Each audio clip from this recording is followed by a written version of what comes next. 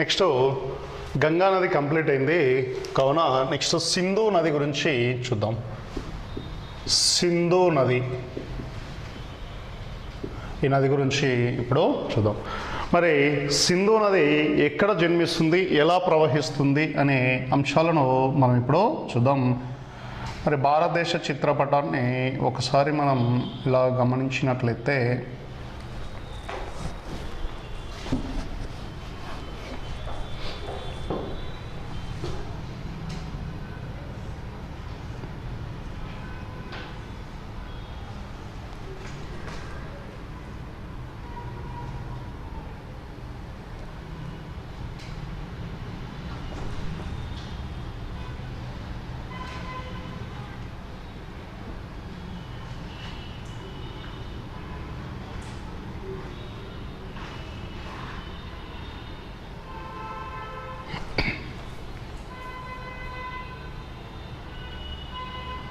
Right, ఇది అనుకుంటే ఇది మనకి ఇక్కడ కనిపించే ఈ భాగాన్ని నేపాల్ అంటాం.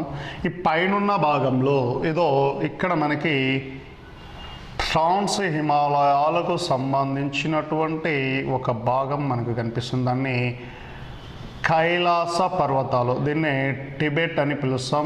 టిబెట్లోని కైలాస పర్వతాలలోని ఇదో ఈ భాగంలో ఒక సరస్సు కనిపిస్తుంటుంది. దట్ ఈజ్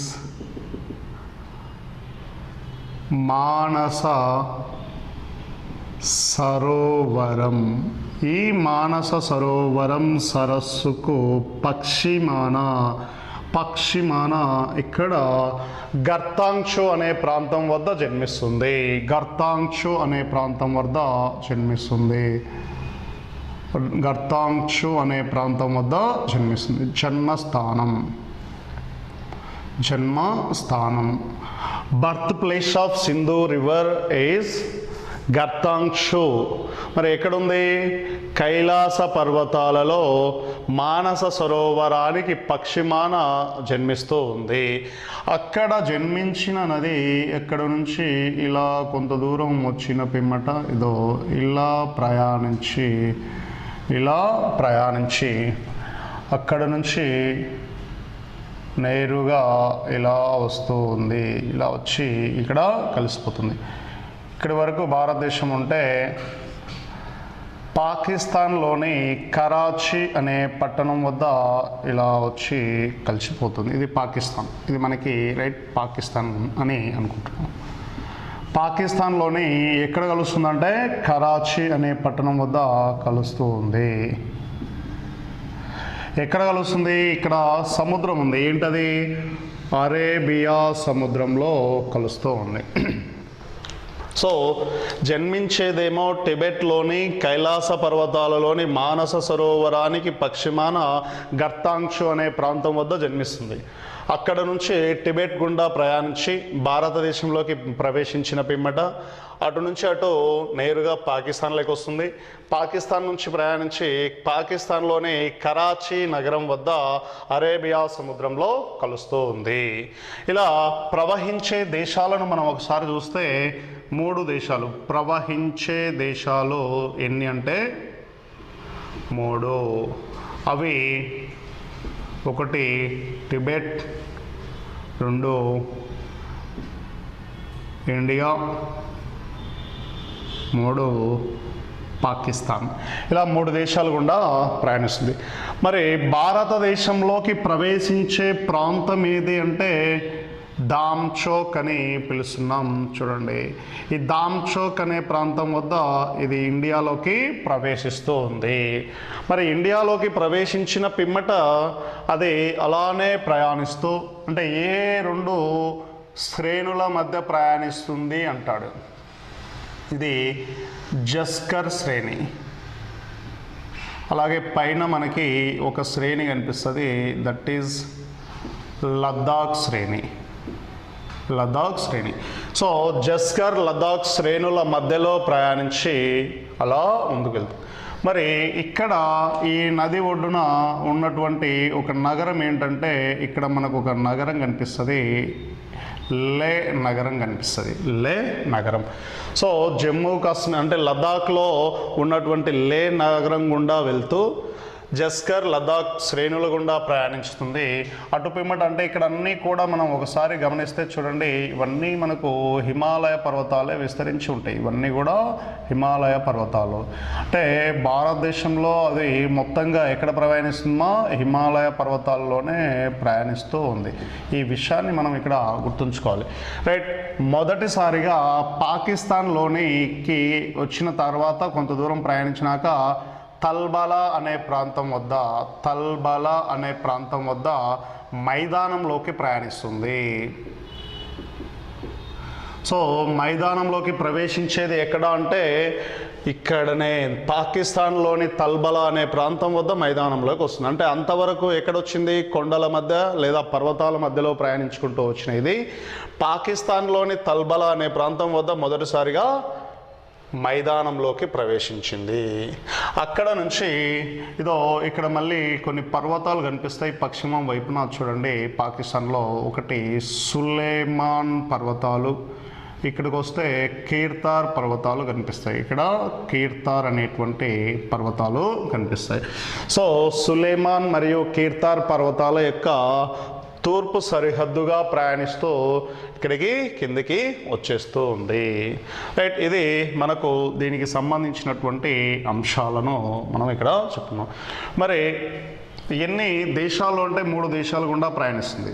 రైట్, మరి భారతదేశంలోకి ప్రవేశించే ప్రాంతం ఏదంటే దామ్చోక్ అని చెప్పినాం. భారతదేశంలో లదాఖ్ అనేటువంటి కేంద్ర పాలిత ప్రాంతం అంటే భారతదేశంలో ఎన్ని ప్రాంతాలు గుండా వెళ్తుంది? ఓన్లీ లదాఖ్ యూనియన్ టెరిటరీ గుండా మాత్రమే వెళ్తూ ఉంది. ఇంకా ఏ ప్రాంతంలో ఇది ప్రయాణించదు. మరి లద్దాఖ్లోని ఏ శ్రేణుల మధ్యలో ప్రయాణిస్తుందంటే లదాఖ్ మరియు జస్కర్ శ్రేణుల మధ్యలో ప్రయాణిస్తుంది. లదాఖ్ శ్రేణికి దక్షిణంగానో జస్కర్ శ్రేణికి ఉత్తరంగానో ఆ రెండింటి మధ్యలో ప్రయాణిస్తూ ఉంది. మరి మొత్తం పొడవు ఎంత అంటే 2880 కిలోమీటర్ల పొడవు కలిగి ఉంది ఇది. మరి దీని పొడవు ఎంత అంటే ఇండియాలో ఓన్లీ 709 కిలోమీటర్లు మాత్రమే ప్రయాణిస్తుంది.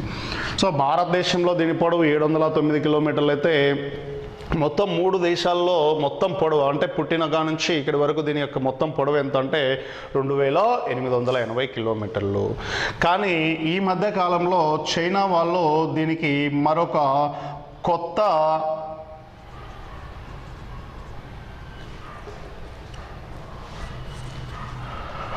జన్మస్థానంను కనుగొన్నారు. కొత్త జన్మస్థానంను కనుగొన్నారు. ఏంటదంటే సాంగి చాంగ్బో అని పిలుస్తాం. సాంగి చాంగ్బో అని పిలుస్తాం. మరి ఆ సాంగి చాంగ్బో అనేటువంటి ప్రాంతం నుంచి దీని యొక్క మొత్తం పొడవు ఎంత అంటే 3180 కిలోమీటర్లని వాళ్ళు పేర్కొంటూ ఉన్నారు. కానీ మనకు చెప్పుకోవాల్సింది దీని జన్మస్థానం గర్తాంక్షునే. సో కొత్తగా కనుగొనబడినది ఏదంటే సాంగి చాంగ్బో అని గుర్తుంచుకోవాలి. అక్కడ నుంచి దీని యొక్క పొడవు ఎంత ఉంటుందంటే 3180 కిలోమీటర్లు. కానీ మనకు రెగ్యులర్గా ఉన్నటువంటి దాంట్లో చూస్తే 2880 కిలోమీటర్ల మొత్తం పొడవు ఉంది. భారతదేశంలో 709 కిలోమీటర్ల పొడవు ఉంది. మరి మొత్తం 11,65,000 చదరపు కిలోమీటర్ల పరివాహక ప్రాంతం కలదు. ఇది టోటల్. మరి ఇండియాలో దీని పరివాహక ప్రాంతం ఎంత అంటే 3,21,000 చదరపు కిలోమీటర్ల పరివాహక ప్రాంతం కలదు ఇండియాలో. సో ఈ విధంగా కూడా దీన్ని మనం చెప్పుకుంటూ ఉన్నాము. రైట్, ఇది ఇక్కడ చూడండి. ఈ థార్ ఎడారి అంటే పాకిస్తాన్లోని థార్ ఎడారి ప్రాంతానికి నీటి వసతులను కల్పిస్తూ ఉంది. పాకిస్తాన్లోని థార్ ఎడారి ప్రాంతం అంటే ఎడారికి నీటి వసతులను కల్పిస్తుంది. కావున దీన్ని ఏమంటారంటే ఎగ్జోటిక్ రివర్ అని పిలుస్తారు. ఎగ్జోటిక్ రివర్ లేదా తెలుగులో అయితే పారాస్థానీయ నది అని పిలుస్తారు. సో ఈ విషయాన్ని కూడా మనం ఇక్కడ గుర్తుంచుకోవాలి. ఏంటి ఎగ్జోటిక్ లేదా పరస్థానీయ నది అంటే దానికి డెఫినేషన్ కూడా తెలుసుకోవాలి. ఏంటి అంటే నీటి వసతులు అధికంగా ఉన్న ప్రాంతాలలో జన్మించి ఎడారులలో ప్రవహిస్తూ లేదా ఎడారులకు నీటి వసతులను కల్పించే నదులను మనం ఏమంటామంటే పరస్థానీయ నదులు. వాటర్ ఫెసిలిటీ ఎక్కువగా ఉన్న ప్రాంతాలలో లేదా వర్షపాతం అధికంగా ఉన్న ప్రాంతాలలో జన్మించింది, ఎడారులకు కూడా నీటి వసతులను కల్పిస్తూ ఉంది, అలాంటి నదులనే పరస్థానీయ నదులు అంటాం. సో భారతదేశంలో ఉన్నటువంటి పరస్థానీయ నదికి ఉదాహరణ ఏమిటి అంటే సింధు నది. మరి ప్రపంచంలో ఉన్న ముఖ్యమైన పరస్థానీయ నదులు ఏవి అంటే ప్రపంచంలో చూడండి, ఒకటి మనకు ప్రపంచంలో నైలు నది. ఈ నైలు నదిని కూడా మనం ఏమని పిలుస్తామంటే పరస్థానీయ నది అని పిలుస్తాం. మరి ఎక్కడ ఉంది ఇది అంటే మనకు ఆఫ్రికాలోని అనేక దేశాల గుండా ప్రయాణిస్తూ ఉంటుంది. మరి అక్కడ ఏ ఎడారి గుండా ప్రయాణిస్తుందంటే సహారా ఎడారి గుండా ప్రయాణిస్తూ ఉంది. మరి సహారా ఎడారికి నీటి వసతులను కల్పిస్తుంది కాబట్టి దీన్ని మనం ఏమని పిలుస్తున్నామంటే ఎగ్జాటిక్ రివర్ లేదా పరస్థానీయ నది అని పిలుస్తున్నాం. మరి ఈ నైలు నదినే మనం ప్రపంచంలో అతి పొడవైన నదిగా పిలుచుకుంటున్నాం. ప్రపంచంలో అతి పొడవైన నది సుమారు 6670 కిలోమీటర్ల పొడవు కలిగినటువంటి నదిగా దీన్ని పిలుస్తూ ఉన్నాం. సో అలాగే దీన్ని ఈజిప్ట్ వరప్రదాయిని అని పిలుస్తారు. ఈజిప్ట్ వరప్రదాయిని అని ఈ నదిని పిలుస్తూ ఉన్నాము. రైట్, నెక్స్ట్ ఒక రెండో దానికి వస్తే నైలు నది తర్వాత మనం కొలరాడో నది గురించి చెప్పుకోవాలి. కొలరాడో నది, ఈ కొలరాడో నది ఎక్కడ ఉందంటే యుఎస్ఏలో కలదు, అమెరికాలో కలదు. మరి కొలరాడో నది ఏ ఎడారి గుండా వెళ్తుందంటే కొలరాడో నది అమెరికాలోని సోనారన్ అనేటువంటి ఎడారి గుండా ప్రయాణిస్తూ ఉంది. So the great canyon of Colorado అనే దానిని ఇది ఏర్పాటు చేస్తుంది. అంటే అత్యంత లోతైన గార్జును ఏర్పాటు చేస్తూ ఉంది ఈ నది అని చెప్పి మనం పిలుచుకుంటూ ఉన్నాం. నెక్స్ట్ దీన్ని మదర్ ఆఫ్ ది యూనివర్స్ అని పిలుస్తారు. మదర్ ఆఫ్ ది రివర్స్ అంటారు. దీన్ని మదర్ ఆఫ్ ది రివర్స్ అని పిలుస్తారు. Next third one orange river.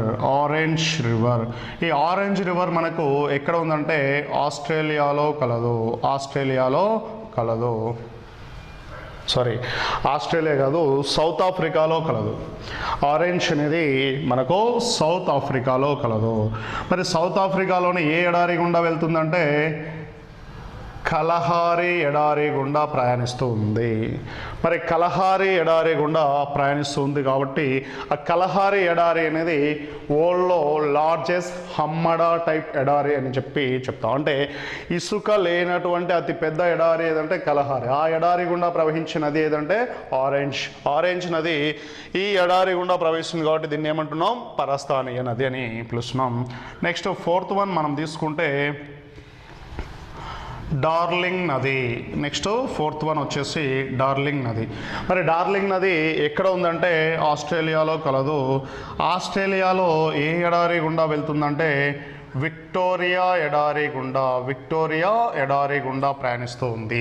The great Victoria ఎడారి గుండా ప్రయాణిస్తూ ఉంది. ప్రపంచంలోనే రెండవ అతిపెద్ద ఎడారి ఏదంటే విక్టోరియా. ప్రపంచంలో అతిపెద్ద ఎడారి సహారా అయితే రెండవ అతిపెద్దది విక్టోరియా. సో డార్లింగ్ నదిని కూడా మనం పరస్థానీయ నదిగానే పిలుస్తున్నాం. ఇవి ప్రపంచంలో ముఖ్యమైన పరస్థానీయ నదులు. మరి భారతదేశంలో ఏదంటే సింధు నది అని చెప్పి మనం పిలుచుకుంటూ ఉన్నాం. రైట్, ఇలా వీటి గురించి మనం తెలుసుకున్న తర్వాత నెక్స్ట్ సింధు నదికి గల పేర్లు ఏమున్నాయి? సింధు నదిని మనం టిబెట్లో ఏమంటారు అంటే సింగి కంబట్ లేదా సింగి కంబం అని పిలుస్తారు, లేదా సింహపు నోరు అని పిలుస్తారు. మరి ఇండియాలో ఏమంటారంటే సింధు నది అంటారు లేదా ఇండస్ రివర్ అని పిలుస్తారు. సింధు నది లేదా ఇండస్ రివర్ అని పిలుస్తారు. మరి పాకిస్తాన్లో దీన్ని సింతోస్ అని పిలుస్తారు. పాకిస్తాన్లో దీన్ని సింతోస్ నది అని పిలుస్తారు. ఇవి మనకు సింధు నదికి సంబంధించినటువంటి అంశాలు. రైట్, ఇది okay right. Welcome to CTS online classes. Last సెషన్లో మనం సింధు నది గురించి చెప్పుకోవడం జరిగింది. మరి ఈ సింధు నదికి ఉపనదులు కలవు. ఆ ఉపనదుల గురించి ఇప్పుడు చూద్దాం. రైట్. మరి సింధు నది ఉపనదుల్లో 2 రకాలు ఉంటాయి. ఒకటి పర్వత ప్రాంత ఉపనదులు, 2 మైదాన ప్రాంత ఉపనదులు. ఈ 2 రకాల ఉపనదుల గురించి మనం చూడాలి. సో ఒకటేమో పర్వత ప్రాంత ఉపనదులు, 2 మైదాన ప్రాంత ఉపనదులు అని చెప్పి చెప్పుకుంటూ ఉన్నాం. రైట్. వీటిలో ఫస్ట్ పర్వత ప్రాంత ఉపనదులు ఏమున్నాయి అనేది జస్ట్ తెలుసుకోవాల్సినటువంటి అవసరం ఉంది. ఎప్పుడన్నా క్వశ్చన్ అడుగుతాడు, ఈ క్రింది వానిలో పర్వత ప్రాంత ఉపనది లేదా సింధు నది ఉపనది అయినది ఏది, కానిది ఏదని అడుగుతాడు. అలాంటప్పుడు కొన్ని తెలుసుకోవాలి. ఏమున్నాయి పర్వత ప్రాంత ఉపనదులు అంటే షోక్, గిల్గిట్, నుబ్రా, జస్కర్. షోక్, గిల్గిట్, నుబ్రా, జస్కర్, ఖుర్రం, కున్వర్, స్వాత్, హింజ్రా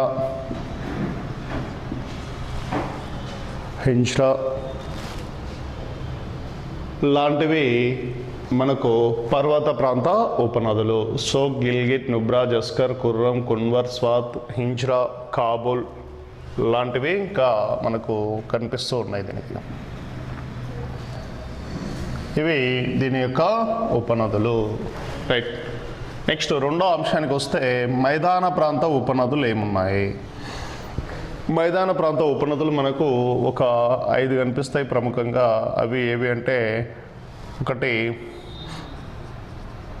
జీలం, చీనాబ్, రావి, బియాస్, సట్లెజ్. ఈ 5 ఉపనదుల గురించి మనం ప్రముఖంగా చర్చించుకోవాలి. రైట్.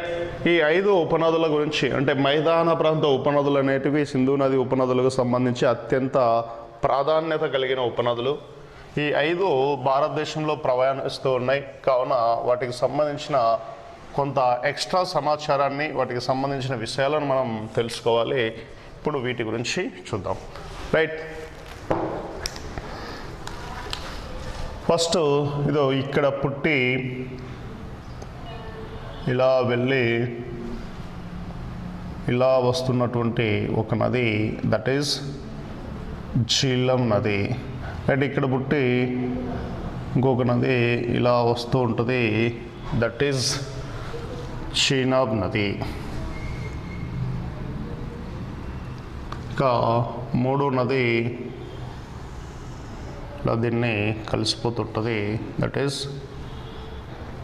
రావి నది.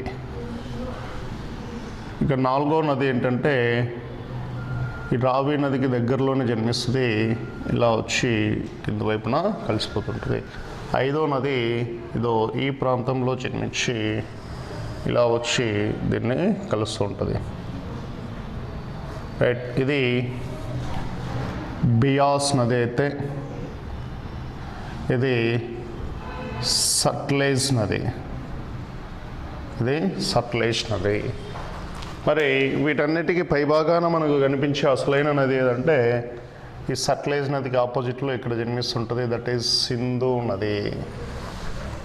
ఆ సింధు నదినే మనం ఇక్కడ పేర్కొంటూ ఉన్నాం. దిస్ ఈజ్ సింధు నది.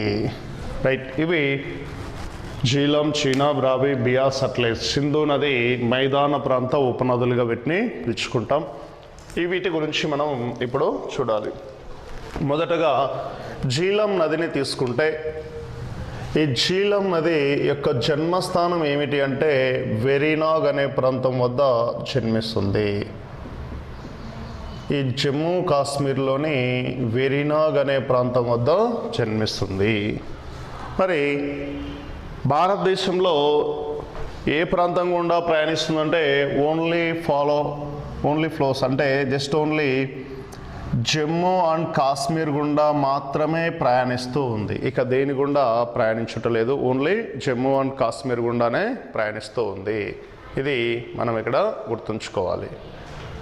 రైట్, నెక్స్ట్ ఒకసారి చూస్తే దీనికి గల ఇతర పేర్లు ఏమున్నాయి. జీలం నదిని ఇంకా ఏమంటారు అంటే చూడండి, పురాణాలలో వైతస్తా అని పిలిచేవారు. దీనికి పురాణాల్లో వైతస్తా అనే పేరు కలదు. రైట్, చరిత్రపరంగా ఏమైనా పేర్లు ఉన్నాయంటే చరిత్రలో దీనిని ఏమని పిలిచేవారంటే హైడాస్పస్ అని పిలిచేవారు.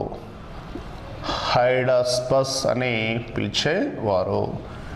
ఈ విషయాన్ని కూడా మనం ఇక్కడ గుర్తుంచుకోవాలి. హైడాస్పస్ అని జీలం నదిని పిలిచిన చరిత్రలోనే ఒక వీరుడు ఎవరు అంటే అలెగ్జాండర్.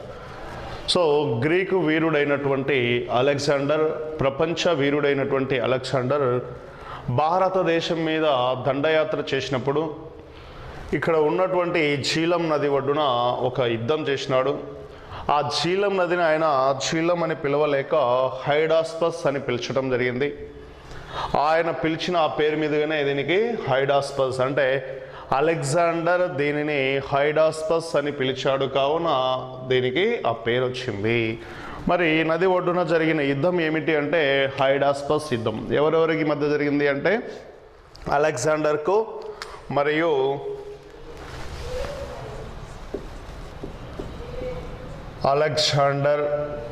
మరియు పోరస్ అని పిలుస్తాం. పోరస్ అంటే పురుషోత్తముడు అని అర్థం. పురుషోత్తముడు, వీరిద్దరి మధ్య యుద్ధం జరిగింది. ఈ యుద్ధంలో అలెగ్జాండర్ గెలిచినాడు. గెలిచినప్పటికీ ఈయనను ఎదురించి పోరాడినందుకు గాను ఈయన ధైర్య సాహసాలను మెచ్చి తన రాజ్యాన్ని తనకే ఇచ్చి తిరిగి వెళ్ళిపోతాడు అలెగ్జాండర్. దట్స్ మరి అలెగ్జాండర్ భారతదేశం మీద ఎప్పుడు దండయాత్ర చేసినాడు అంటే చూడండి, 327లో భారతదేశానికి వచ్చినాడు, 326లో యుద్ధం చేసినాడు, 323లో మరణం పొందినాడు. సో ఇక్కడ యుద్ధం చేసినాడు. ఇది రాకా వచ్చింది ఇండియాకి ఎప్పుడు వచ్చినాడంటే 327. ఎందుకు 327 అని పిలుస్తున్నాం అంటే బీసీ అంటే బిఫోర్ క్రైస్ట్. సో బీసీలో ఎక్కువ నుంచి తక్కువకు వస్తాయి. 327లో వచ్చినాడు, 26లో యుద్ధం చేసినాడు, 23లో బాబిలోనియాలో మరణించినాడు. బాబిలోనియా ఎక్కడ ఉంది? బాబిలోనియా ప్రజెంట్ అంటే బాబిలోనియా అనేది ప్రజెంట్ ఇరాక్లో కలదు. సో మెసపటోమియా అంటున్నాం కదా, మెసపటోమియా అనే ప్రాంతాన్ని ఇరాక్ అని పిలుస్తాం. ఆ ఇరాక్లోని ప్రాంతంలో ఈయన మరణించడం జరిగింది. ఏ వ్యాధితో మరణించినాడు అనేది కూడా మనకి ఇక్కడ గుర్తుపెట్టుకోవాలి. ఏ వ్యాధితో మరణించినాడు అంటే మలేరియా వ్యాధితో మరణించడం జరిగింది. ఇక్కడ ఈ రెండు ప్రాంతాలను మనం గుర్తుంచుకోవాలి. సో అలెగ్జాండర్ అనేవాడు ప్రపంచ విజేతగా గుర్తించబడినాడు. ఆ అలెగ్జాండర్ గుర్తించబడినటువంటి ప్రపంచ విజేతగా గుర్తించబడిన అలెగ్జాండర్ ఈ నదిని హైడాస్పస్ అని పిలిచినాడు. అందుకే దీనికి ఆ పేరు చెప్పుకుంటూ ఉన్నాం. రైట్, ఇంకా చూస్తే జీలం నది మనకు అక్కడి వరకు కంప్లీట్ అయింది. మరి దీని పొడవు ఎంత అంటే 725 కిలోమీటర్స్ పొడవు కలిగి ఉంది. Length of Jhelum 725 km. Right, మరి ఈ జీలం నది ఒడ్డున ఉన్న నగరాలు ఏమున్నాయంటే ఇదో జీలం నది ఒడ్డున ఒక నగరం కనిపిస్తుంది, దట్ ఈజ్ శ్రీనగర్. దీని ఒడ్డున గల నగరం ఏదంటే శ్రీనగర్ అని చెప్పి పిలుచుకుంటూ ఉన్నాం. జీలం నది ఒడ్డున గల నగరం శ్రీనగర్.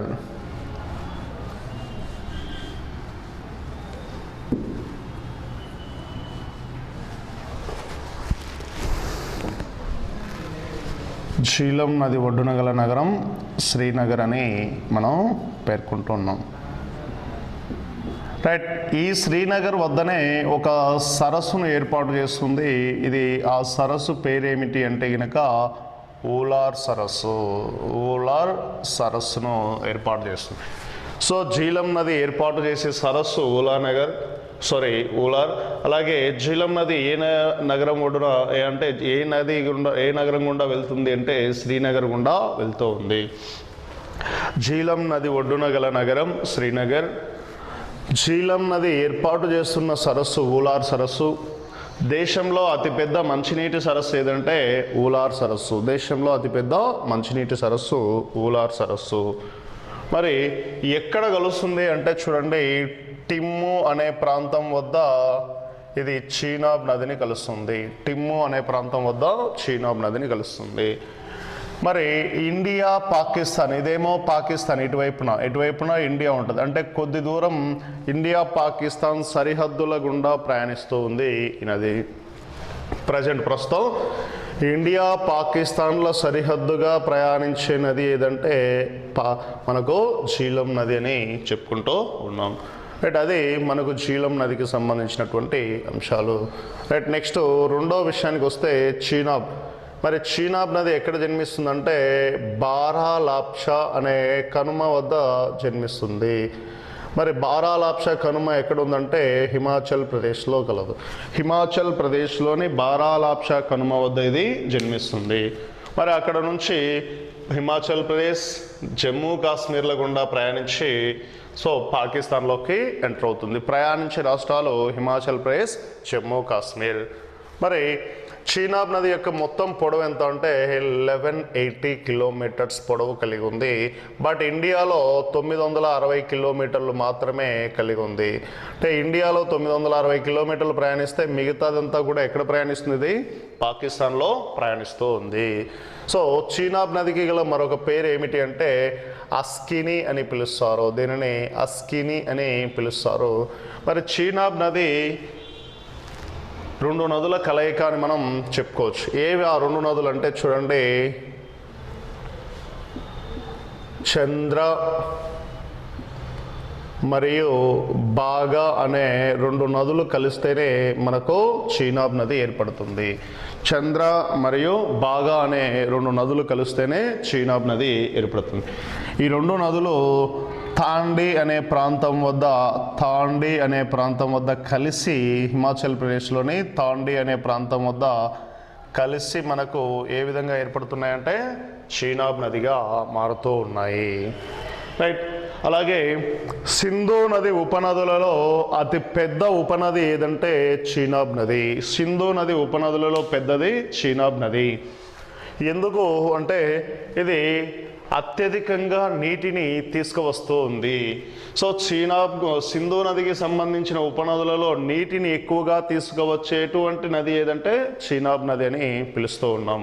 ఇది మనం ఇక్కడ గుర్తుంచుకోవాలి. రైట్, నెక్స్ట్ చీనాబ్ను పక్కన పెడితే ఇక రావి నది.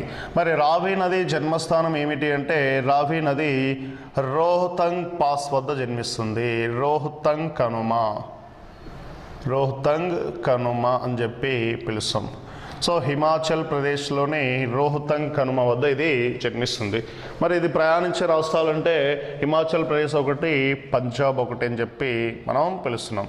మరియు హిమాచల్ ప్రదేశ్ పంజాబ్లో గుండా ప్రయాణిస్తుంది. అటు తర్వాత ఎక్కడికి పోతుందంటే పాకిస్తాన్లోకి వెళ్తూ ఉంది. రైట్, మరి పాకిస్తాన్లోని ఏ ప్రాంతం వద్ద చీనాబ్ నదిని కలుస్తూ ఉంది? పాకిస్తాన్లోని ఏ ప్రాంతం వద్ద చీనాబ్ నదిని కలుస్తుంది అంటే రంగపూర్ అనే ప్రాంతం వద్ద చీనాబ్ నదిని కలుస్తుంది.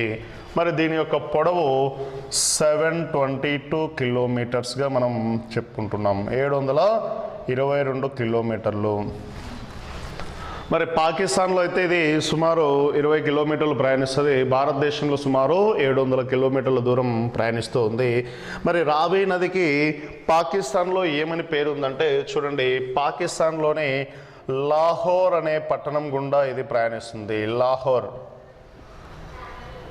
లాహోర్ అనే పట్టణం గుండా ప్రయాణిస్తుంది. కావున దీన్ని లాహోర్ నది అని పిలుస్తారు. రావి నదికి గల మరొక పేరు లాహోర్ నది. మరి ఇండియాలో దీనికి పురాణాల్లో ఏం పేర్లు ఉన్నాయంటే ఐరావతి అని పిలుస్తున్నారు. అట్ ది సేమ్ టైం పరోషిని అని కూడా పిలుస్తున్నారు. పురాణాల్లో రావి నదికి గల పేర్లు ఏమిటంటే ఐరావతి, పరోషిని అనే పేర్లు దీనికి కలవు. సో ఇది మనకు రావి నదికి సంబంధించినటువంటి అంశాలు. రైట్, నెక్స్ట్ బియాస్ నదిని తీసుకుంటే ఈ బియాస్ నది ఈ రోహతంగ్ కనుమకు దగ్గరగా ఉన్న బియాస్ కుండ్ అనే ప్రాంతం వద్ద జన్మిస్తుంది. సో జన్మస్థానం ఏమిటంటే బియాస్ కుండ్ అని పిలుస్తున్నాం. బియాస్ కుండ్ ఇది ఎక్కడ ఉంటుందంటే హిమాచల్ ప్రదేశ్లోనే ఉంటుంది. సో జన్మస్థానం ఏమో బియాస్ కుండ్, కానీ అది ఏ దానికి దగ్గరగా ఉంటుంది అంటే రోహతంగ్కు దగ్గరగా కలదు. సో రావి నది జన్మస్థానమైన రోహతంగ్ కనుమకు దగ్గరగా ఉన్న బియాస్ కుండ్ అనే ప్రాంతం వద్ద బియాస్ నది జన్మిస్తూ ఉంది. మరి దీని పొడవు వచ్చేసి 460 కిలోమీటర్స్గా మనం చెప్పుకుంటాం. 460 కిలోమీటర్స్. మరి ఎక్కడ కలుస్తుంది అంటే చూడండి, పోయి పంజాబ్లోని హరికే అనే ప్రాంతం వద్ద సట్లెజ్ నదిని కలుస్తూ ఉంది. మరి ప్రయాణించే రాష్ట్రాలు ఒకటేమో హిమాచల్ ప్రదేశ్ అయితే రెండు పంజాబ్, ఈ రెండు రాష్ట్రాలు గుండా వెళ్తూ ఉంది. సో రైట్, 460 కిలోమీటర్ల పొడవును కలిగి ఉంది. అంటే సింధు ఉపనదులలో అతి చిన్న ఉపనది ఏదంటే బియాసే. తక్కువ పొడవు కలిగిన ఉపనది బియాస్ సింధు ఉపనదులలో. Right, at the same time భారతదేశంలో మాత్రమే ప్రయాణించే సింధు ఉపనది ఏదంటే బియాస్ నది అని చెప్పుకోవచ్చు. ఓన్లీ భారతదేశంలో మాత్రమే ప్రయాణిస్తుంది. సో రైట్, ఇంకా చూస్తే బియాస్ నదికి గల మరొక పేరు ఏమిటి అంటే పురాణాల్లో దీనికి ఉన్న పేరు ఏమిటంటే విపాస అని పిలుస్తారు. విపాస అని పిలుస్తారు. సో రైట్, ఇది బియాస్కు సంబంధించినటువంటి అంశాలు. నెక్స్ట్ వస్తే సట్లెజ్ నదిని తీసుకుంటే సట్లెజ్ నది టిబెట్లోని కైలాస పర్వతాలకు తూర్పు అంటే ఉత్తరంగా ఉన్నటువంటి రాకాసి సరస్సు వద్ద జన్మిస్తుంది. రాకాసి సరస్సు వద్ద జన్మిస్తుంది. సో సట్లెజ్ నది జన్మస్థానం రాకాసి సరస్సు. మరి ఇక్కడ చూడండి, ఇక్కడ కొన్ని పర్వతాలు హిమాచల్ ప్రదేశ్లో కొన్ని పర్వతాలు ఇలా విస్తరించి ఉంటాయి. ఆ పర్వతాల గ్యాప్ నుంచి అది భారతదేశంలోకి ఎంటర్ అవుతుంది. మరి ఇక్కడున్న ఈ గ్యాప్ని ఏమని పిలుస్తారు అంటే దీన్ని సిస్కిలా కనుమ అని పిలుస్తారు. సిస్కిలా కనుమ. సో సిస్కిలా కనుమ గుండా భారతదేశంలోకి ఎంటర్ అవుతుంది, ఇండియాకి ఎంటర్ అవుతుంది. సిస్కిలా కనుమ ద్వారా భారతదేశంలోకి ఇది ప్రయాణిస్తుంది. అంటే హిమాచల్ ప్రదేశ్లోకి ఇది సిస్కిలా కనుమ ద్వారా ప్రయాణిస్తూ ఉంది అనే విషయాన్ని మనం ఇక్కడ గుర్తుంచుకోవాలి. రైట్, అక్కడ నుంచి భారతదేశంలోని ఏ రాష్ట్రాల గుండా అంటే హిమాచల్ ప్రదేశ్ మరియు పంజాబ్ రాష్ట్రాల గుండా ప్రయాణించి అటు పిమ్మట పాకిస్తాన్లోకి వెళ్ళిపోతూ ఉంది. పుట్టేది టిబెట్, తర్వాత టిబెట్ నుంచి భారత్లోకి వస్తుంది, భారత్ నుంచి పాకిస్తాన్లకి వస్తుంది. ఇలా ప్రయాణించి ఎక్కడ కలుస్తుంది సింధు నదిని అంటే మితాన్ కోట్ వద్ద సింధు నదిని కలుస్తుంది.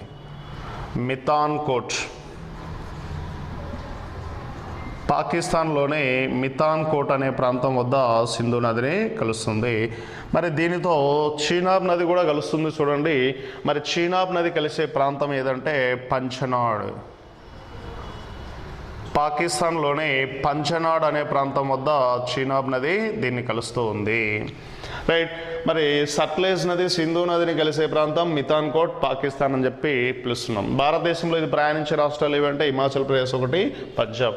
మరి హిమాచల్ ప్రదేశ్లోకి ఏ కనుమ ద్వారా వస్తుందంటే సిస్కిలా కనుమ ద్వారా వస్తుంది. మరి ఏంటి దీని యొక్క మొత్తం పొడవు అంటే 1450 కిలోమీటర్ల మొత్తం పొడవు కలిగి ఉంది. మరి ఇండియాలో ఎంత ప్రయాణిస్తుందంటే ఇది దాదాపు 1050 కిలోమీటర్స్ ప్రయాణిస్తూ ఉంది. ఈ విషయాలను గుర్తుంచుకోవాలి. రైట్, సింధు నది ఉపనదిలో అత్యంత పొడవైన ఉపనది ఏది అంటే సట్లెజ్. అలాగే 3 దేశాల గుండా ప్రయాణిస్తున్న సింధు ఏకైక ఉపనది ఏదంటే కూడా సట్లెజ్ అనే చెప్పుకోవచ్చు. సో టిబెట్లో పుడుతుంది, ఇండియాలో వెళ్తుంది, పాకిస్తాన్లో వెళ్తుంది. సో కావున 3 దేశాల గుండా ప్రయాణించే సింధు ఉపనది ఏమిటి అంటే సట్లెజ్ నది. మరి సట్లెజ్ నదికి గల మరొక పేరు ఏమిటి అంటే దీన్ని ఏమని పిలుస్తారు అంటే శతుద్రి అని పిలుస్తారు. శతుద్రి అనే పేరు దీనికి కలదు. ఇది మనకు దీనికి సంబంధించినటువంటి అంశం. రైట్. నెక్స్ట్